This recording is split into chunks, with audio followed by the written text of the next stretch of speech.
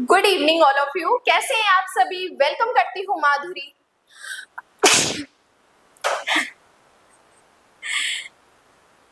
Good evening all of you. कैसे हैं आप सभी? वेलकम करती हूँ माधुरी आप सभी का एंडिलो क्लासेस में। देखो, आज मैं आपको डी.के. बसु की अरेस्ट से रिलेटेड इंपॉर्टेंट गाइडलाइंस बताने वाली हूँ। अब ये डी.के. बसु कौन है, कौन सी गाइडलाइंस है, ये वीडियो आपके लिए बहुत इंपॉर्टेंट होने वाली है, क्योंकि हर एक व्यक्ति को कभी ना कभी पुलिस का सामना करना पड़ता है, कभी ना कभी उसे पुलिस स्टेशन जाना पड़ता है, कभी हमारे लिए तो कभी हमारे रिलेटिव के लिए।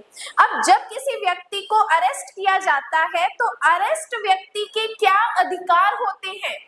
देखो, लास्ट एक क्लास मैंने बताई थी, जिस क्लास में मैंने आपको 8 ऐसे हमारे राइट्स बताए थे जिसमें अगर किसी व्यक्ति को अरेस्ट किया जाता है तो उसके क्या क्या अधिकार हैं, कि उसे अपने एडवोकेट से मिलने का राइट है, उसे 24 आवर्स में मजिस्ट्रेट के सामने पेश करने का अधिकार है, और तो और उसे मेडिकल एग्जामिनेशन का राइट है, उसे ग्राउंड्स बताने का राइट है कि उसे क्यों अरेस्ट किया गया है, रिलेटिव्स को बताना होगा, एडवोकेट को बताना होगा। ये कुछ राइट मैंने आपको बताए थे। अगर वो वीडियो आपने नहीं देखी है तो फटाफट चैनल पे जाइए और उस वीडियो को देख लीजिए। आज इस क्लास में मैं आपको डी.के. बसु की कुछ 8 to 10 ऐसी गाइडलाइन बताने वाली हूँ जो एक अरेस्टेड पर्सन के अधिकारों की बात करती है। देखो, सुप्रीम कोर्ट को भी बहुत बार ये दिखा है कि पुलिस अपनी पावर का मिसयूज करती है, जबकि सुप्रीम कोर्ट ने मना कर रखा है कि किसी भी अरेस्टेड पर्सन के साथ कोई टॉर्चर नहीं किया जाएगा, कोई मारपीट नहीं की जाएगी।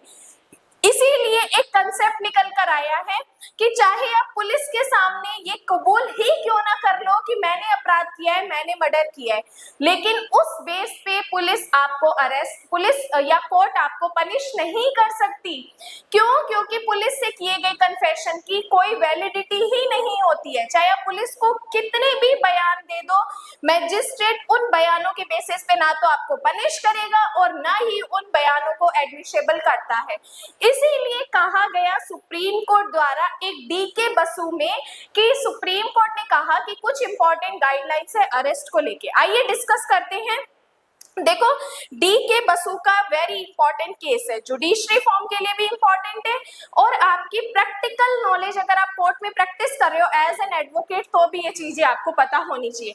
1997 का केस है डी.के. बसु का सुप्रीम कोर्ट का।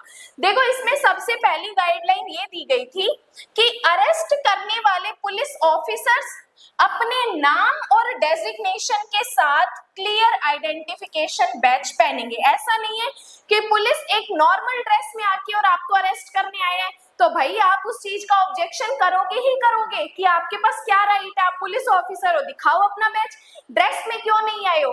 तो ये चीज सुप्रीम कोर्ट ने क्लियर कर दी कि पुलिस ऑफिसर जब जब अपनी ड्यूटी को फॉलो करेगा उसको प्रॉपर ड्रेस कोड में होना चाहिए, उसका प्रॉपर डेजिग्नेशन होना चाहिए और उसके पास उसका अपना बैच होना चाहिए। नेक्स्ट बात करते हैं, अरेस्ट के बाद पुलिस को अरेस्टेड पर्सन के एक रिलेटिव या फ्रेंड को इंफॉर्मेशन करना जरूरी है।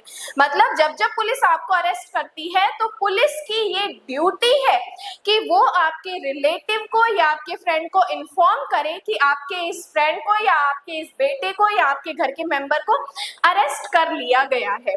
थर्ड बात करूं, थर्ड राइट क्या है, अरेस्टेड व्यक्ति का अरेस्ट मेमो बनाया जाएगा जिसमें समय और जगह लिखी होगी और अरेस्टेड व्यक्ति और विटनेसेस दोनों के सिग्नेचर करवाए जाएंगे कि जब भी पुलिस अरेस्ट करती है तो हर एक अरेस्टेड पर्सन का एक मेमोरेंडम, इसका मतलब होता है एक फॉर्मेट या एक ज्ञापन रेडी करेगा जिसमें सारी डिटेल्स लिखी होंगी कि इस व्यक्ति को हमने किस जगह अरेस्ट किया, किस टाइम अरेस्ट किया, और उस पे उस पर्सन के और कुछ विटनेसेस के सिग्नेचर भी होंगे।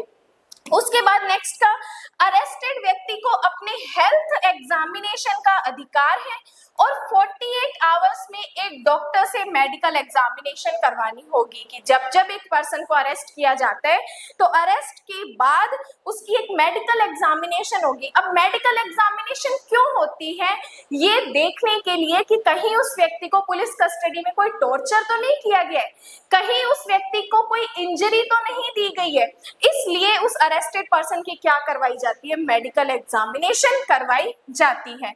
देन इसके बाद नेक्स्ट बात करते हैं, पुलिस स्टेशन इन्फॉर्मेशन में अरेस्ट की सारी डिटेल्स एक स्पेशल रजिस्टर में रिकॉर्ड की जाएगी। अब जब जब पुलिस किसी एक व्यक्ति को अरेस्ट करता है तो उसका एक मेमोरेंडम रेडी करता है और पुलिस का डेली का एक रजिस्टर होता है जिसमें जिन जिन व्यक्तियों को वो अरेस्ट करता है उसकी कंप्लीट एंट्रीज उस रजिस्टर में होती है।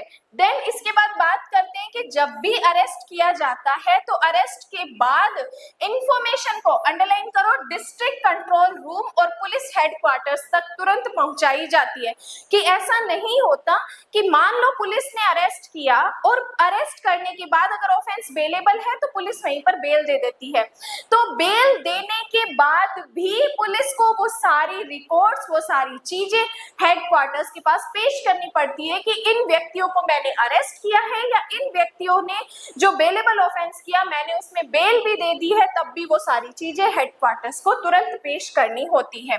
देन नेक्स्ट बात करते हैं कि अरेस्टेड व्यक्ति को अपने वकील से मुलाकात करने और सलाह लेने का अधिकार होगा। वेरी इंपॉर्टेंट राइट है, वेरी इंपॉर्टेंट गाइडलाइन दी गई कि जब जब व्यक्ति को अरेस्ट किया जाता है तो उसका ये अधिकार है कि वो अपने अधिवक्ता से मिल सके, वो अपने अधिवक्ता से बात कर सके। अगर व्यक्ति को ये अधिकार नहीं भी पता तो भी पुलिस उसको ये चीज बताएगी कि तू अपने एडवोकेट को इन्फॉर्म कर दे ताकि तेरा एडवोकेट तेरी बेल करवा सके या फिर एडवोकेट पुलिस स्टेशन में आ सके। नेक्स्ट बात करते हैं कोर्ट के सामने प्रोडक्शन के समय अरेस्टेड व्यक्ति को कंप्लेंट करने का मौका दिया जाएगा ताकि उसके साथ कोई टॉर्चर तो नहीं हुआ है। अब ये चीज जब एक व्यक्ति मजिस्ट्रेट के सामने पेश करता है, मतलब कि एक और एक गाइडलाइन है जैसे लास्ट क्लास आप देखोगे जिसमें मैंने आपको बताया है कि 24 आवर्स के अंदर अरेस्टेड पर्सन को मजिस्ट्रेट के सामने पेश किया जाएगा। अब जब 24 घंटे के बाद व्यक्ति को मजिस्ट्रेट के सामने पेश किया जाता है तो वो व्यक्ति क्या करेगा, उससे मैजिस्ट्रेट क्वेश्चन करेगा कि जो जो तूने पुलिस को बताया है उससे हमें कोई लेना देना नहीं है, अगर तेरे साथ पुलिस ने कोई टॉर्चर किया है तो तू वो भी बता और जो जो तुझे बात सही पता है तो तू वो भी बता, अगर पुलिस ने तेरे साथ कोई मिसबिहेव किया है तो उसके बारे में भी तू हमें बता, हम उस पुलिस ऑफिसर के अगेंस्ट क्या करेंगे, एक्शन लेंगे। तो ये सारी इंफॉर्मेशन मैजिस्ट्रेट या कोर्ट क्या करता है, उस अरेस्टेड पर्सन को बताता है। तो ये सारी चीजें जो मैंने आपको यहाँ बताई है ये डीके बसु के केस में। अब देखो इसके अलावा भी कुछ और गाइडलाइंस थी जो कि मैंने यहाँ पे ऐड नहीं की है क्योंकि वो कुछ एक्स्ट्रा गाइडलाइंस है, क्योंकि ये वीडियो बनाने का मेन कंसेप्ट ये था हर एक आम व्यक्ति को अपने अधिकारों के बारे में पता होना चाहिए। अब एक आम व्यक्ति को ये अधिकार पता होने चाहिए ताकि जब जब उसे अरेस्ट किया जाता है तो उसके फंडामेंटल राइट्स का वायलेशन ना हो और तो और उसके जो भी अधिकार है उसके बारे में वो जागरूक हो जाए।